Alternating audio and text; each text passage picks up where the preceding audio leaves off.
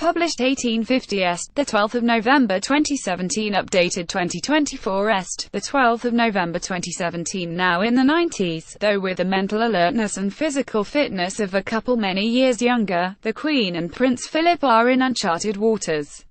As they prepare to celebrate their 70th wedding anniversary on November 20, they know they have rewritten the record books.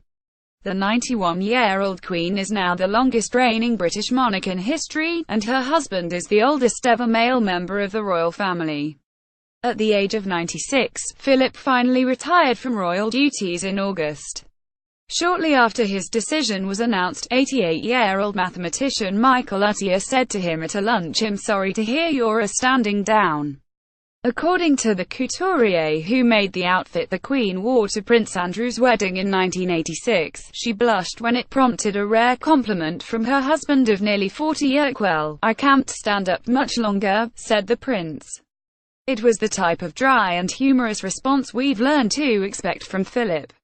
Indeed, he and the Queen have been part of our lives for so long that we imagine we know them. But do we really? After many years of writing about the royal family, I've met both the Queen and Philip on many occasions. I feel I've had a unique insight into their lives, and what I've discovered is that there's a great deal more to them than their popular image suggests. In public, for instance, the Queen is often unsmiling. It's as if her royal duties, which she's always undertaken with the utmost gravity and dedication, preclude her ever seeing the lighter side of life. In private, however, she can be quite different. Top dogs when the Queen is at one of her estates. Her Kosciuszko, too, with fillet steak and chicken breast on the menu. Both the Queen and Prince Philip are very attached to their staff, who are like an extended part of the family. And they often take a sympathetic attitude to them when they land in trouble. On one occasion, Philip noticed that a certain footman had been missing for a few days and asked his page where he had got to. "He was sacked, sir," the page informed him. Philip wanted to know what the man had done to deserve to be fired. "I am afraid they found him in bed with one of the housemaids, sir," the page replied. "And they sacked him," the Duke said, outraged. "They should have given him a medal unexpectedly. She has a well-developed sense of humor." This surfaced during an early trip to America, when she hilariously mimicked the US photographers who were ever present. Deciding to do some filming of her own, she pointed her camera at Philip and cried out in a nasal American voice, "Hey you there, hey, duck, look this way a sec, that's it, thanks a lot." In her old age, she still relies on humor to leaven potentially serious situations. On the weekend of her Diamond Jubilee, when Philip was taken into hospital as a precautionary measure for a bladder infection, she was heard to quip, "Don't on me. Not now." Anyway, surprisingly, too, it was the Queen who was keenest on doing the rather undignified stunt that was filmed for the opening of the 2012 Olympic Games. This involved her appearing in her first acting role, as a Bond girl opposite 007 star Daniel Craig, at Buckingham Palace, and then seeming to parachute into the Olympic Stadium. Philip was extremely dubious about the whole thing. Needless to say, however, she wouldn't have done it if he hadn't eventually given his approval. His own wry and sometimes ribald sense of humor has been a crucial factor in the marriage. From the very start, he's always been able to make his wife laugh. In the 50s, the young Queen would freeze before TV cameras, but had diffused the tension with an amusing aside to bring a smile to her face. When you're under a constant spotlight, as she has been for almost her entire life, this makes a vital difference. Having come from a sheltered background, the Queen was still penny-shy in her 20s. During her first Commonwealth tour of Australia in 1954, there were times when it all became overwhelming. At 28, she'd been Queen for only 2 years and the responsibility still terrified and confused her. But with Philip at her side, she felt she'd always be able to cope. He made her see the funny side of situations, and he was often the only person she could talk to in a superficial vein about what they'd seen and done. She didn't have to be on her guard with him, worrying in case she might say the wrong thing or create the wrong impression.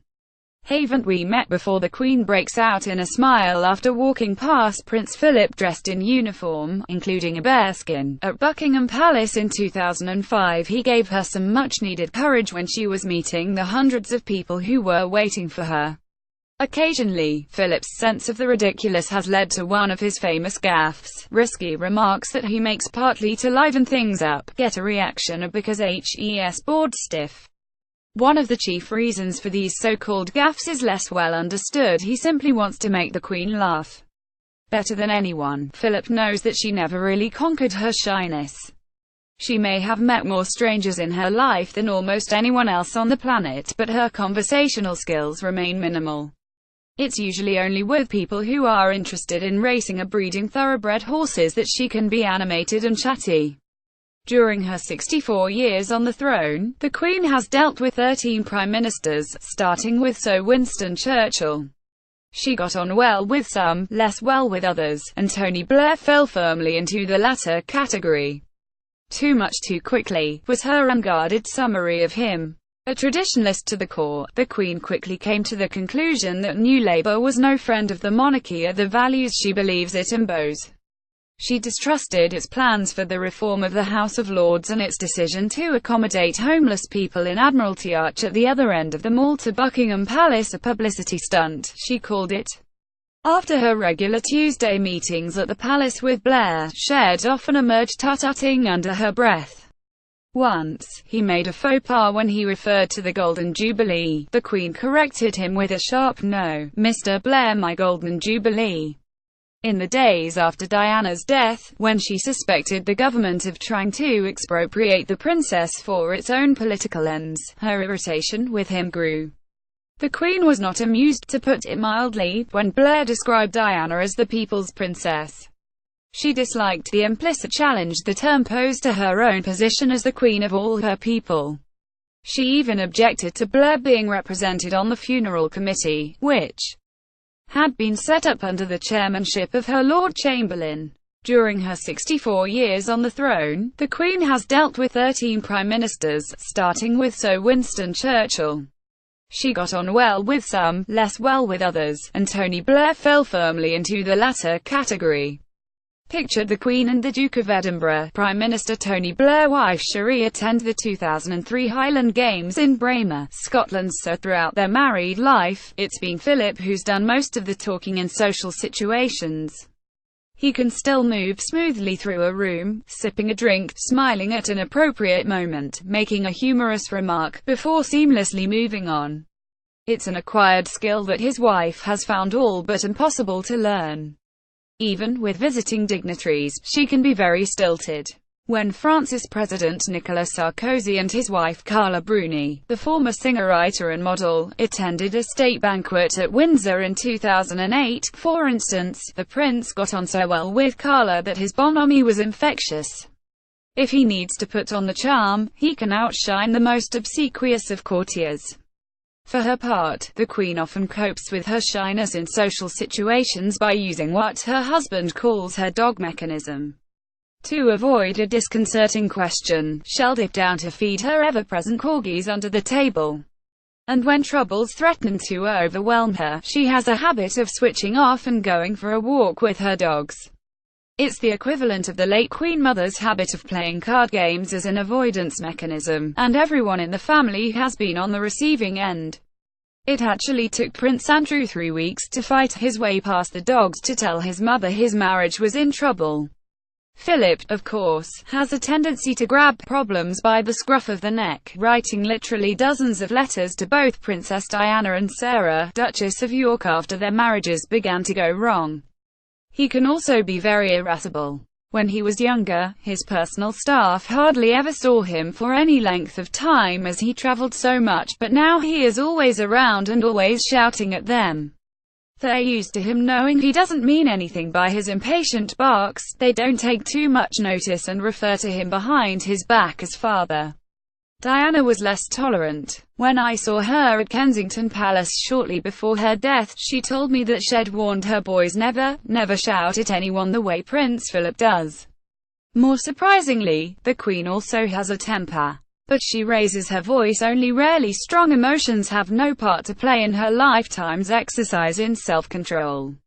Rather surprisingly, the Queen is an expert on breeding and racing pigeons, and she has 200 of them.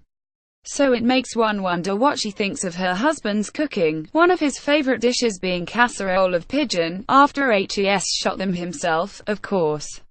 Ever since the days when she used to feed her grandfather King George vs. Parrot with sugar lumps, she has loved birds. Later in her childhood, she shared an aviary of budgerigars with Princess Margaret. She also likes birds in their natural environment and can identify from their many of those that inhabit the woods and forests around Balmoral Castle. Ever since the days when she used to feed her grandfather King George vs. Parrot with sugar lumps, she has loved birds. Later in her childhood, she shared an aviary of budgerigars with Princess Margaret. Instead, she shows her displeasure by icy silence. If that makes her incomplete as a person, and there's an element of the child in her inability to address the sometimes wayward behavior of her own family, there's also a regality about her which is both reassuring and intimidating. As a girl, aware that she might one day be queen, Elizabeth was unusually grave and earnest. She did not join her younger sister in the practical jokes that have long been a tradition in the royal family. When Margaret hid the gardener's rake or threatened to the bell at Windsor to bring out the guard, Elizabeth would be so embarrassed that she'd run off to hide. Order always had to be maintained. Her governess, Crawfie, called her neat and methodical beyond words, and revealed that the princess would sometimes get up in the middle of the night to make sure her shoes were neatly stowed.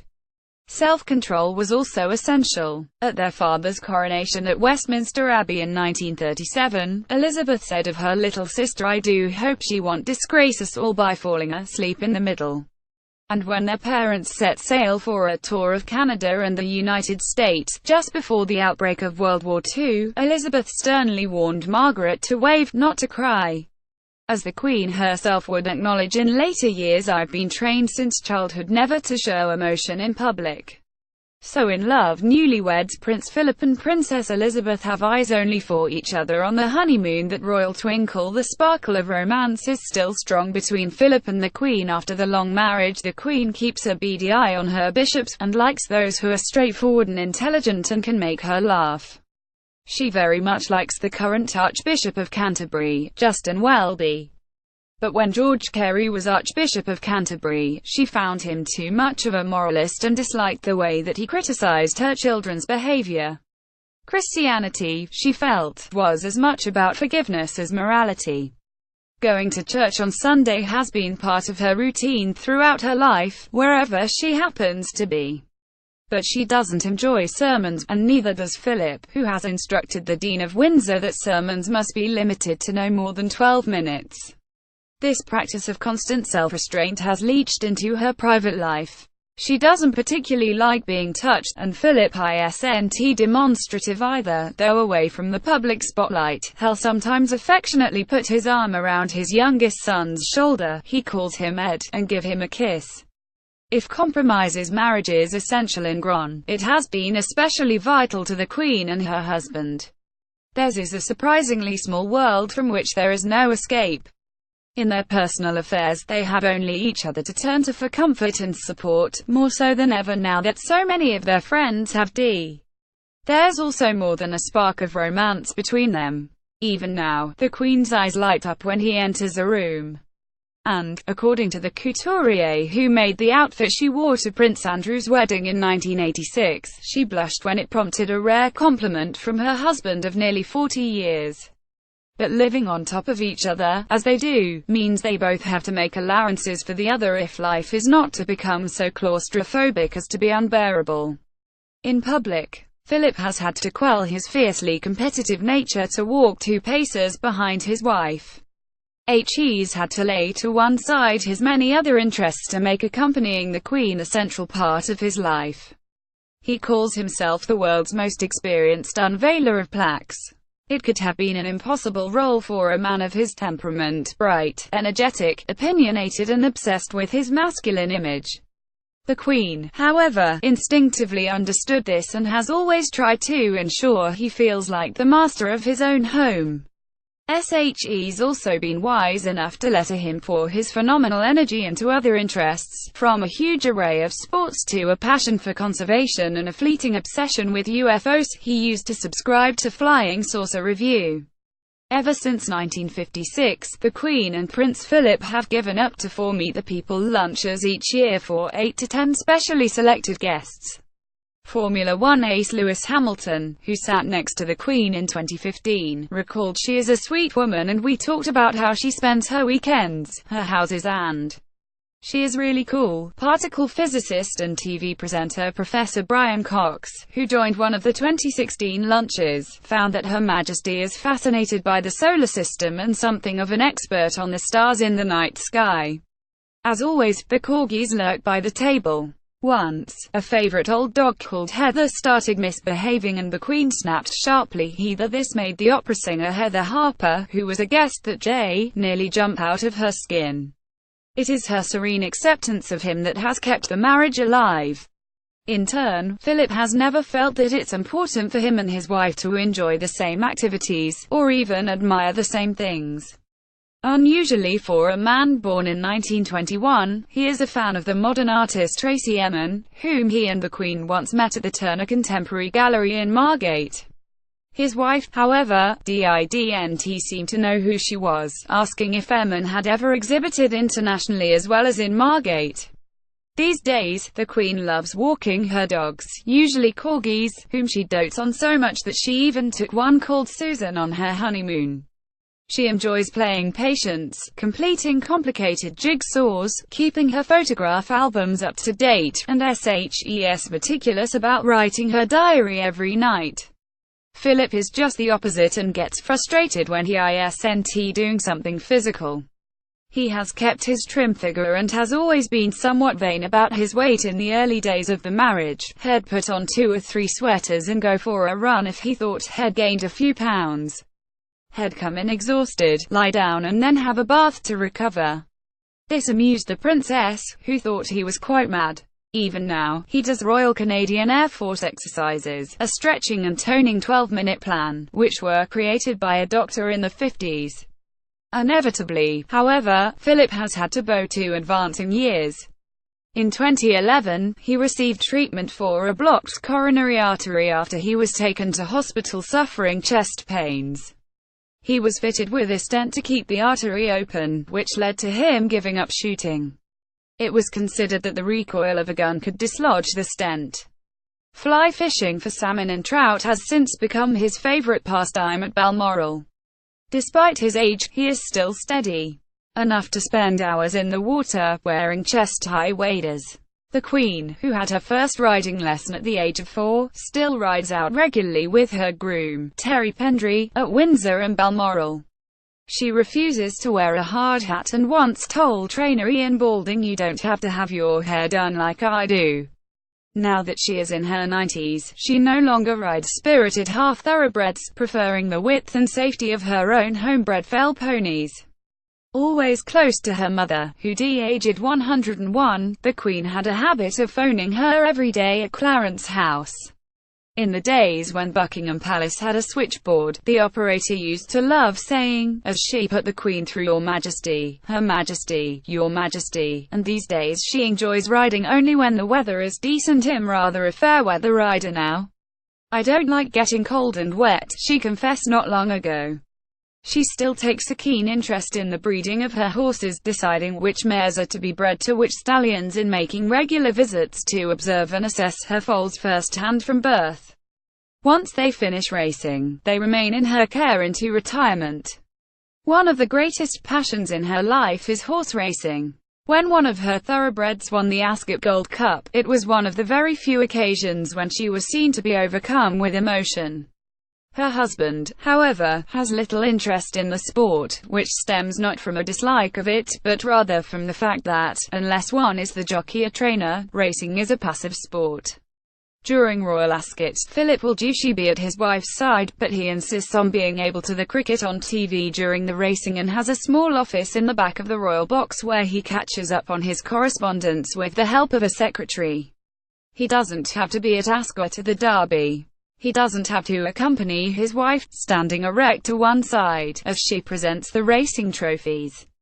He's there only out of love and respect for the Queen, both of which have remained steady through 7 eventful decades. There have been times, as well see later this week, when she could well have crumbled without Philip's strong moral support. They are a tight unit. Cross one and you've crossed them both, according to James Edwards, a prep school headmaster who got to know them both.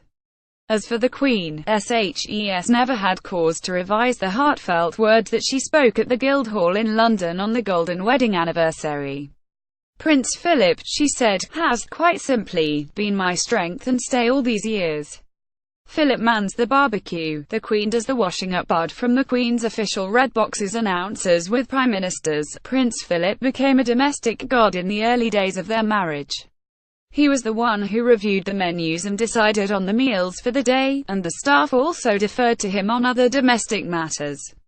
Along the way, he developed a love of cooking. In recent years, Philip has found another passion: food TV shows. Indeed, the Queen makes a great joke of teasing him about his craze for all the cookery programs. King of the Grill Philip and Princess Anne cook a sausage and steak lunch at Balmoral during the family's summer holiday in 1972. One of his favourite presenters is Mary Berry, who became known to a new generation through television's The Great British Bake Off. The Duke of Edinburgh understands cooking, says Mary Berry. I'm very lucky to have had lunch with the Queen. I was seated next to the Duke, a delightful man, who talked about barbecuing. He was saying that he took his game birds at Sandringham and stuffed them with haggis, but put more breadcrumbs in to absorb the fat. You knew that he knew what he was talking about. Philip not only knows a great deal about cooking, but he thoroughly enjoys his food.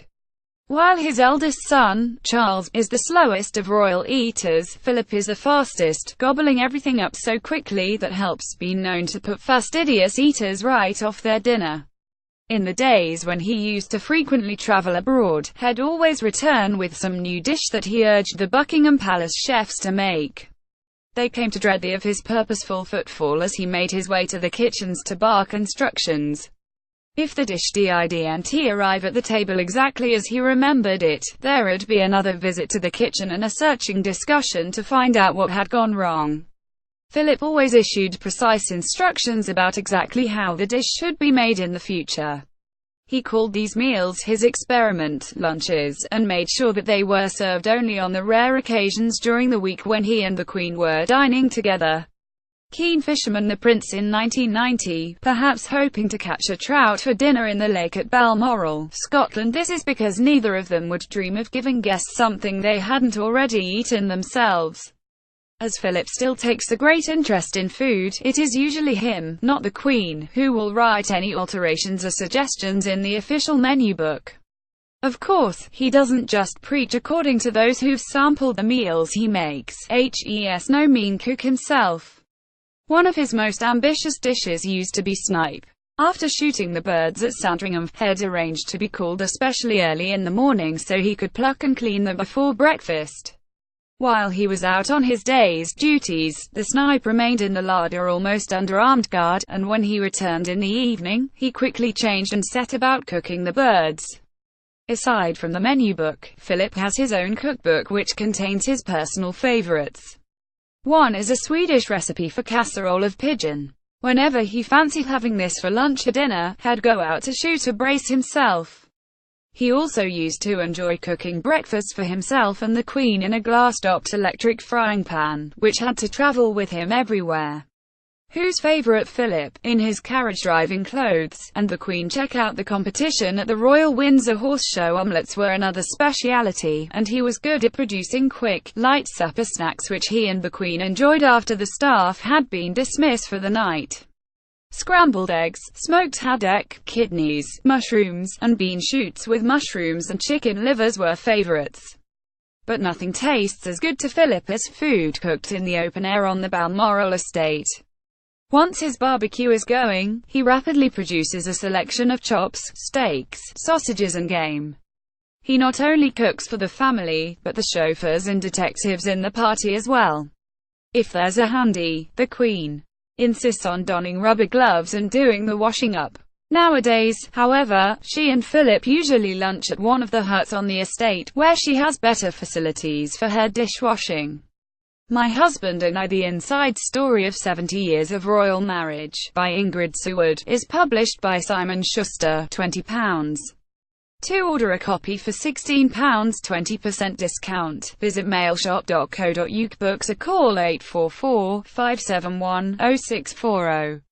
pp. is free on orders over £15. Offer valid until November 25, 2017.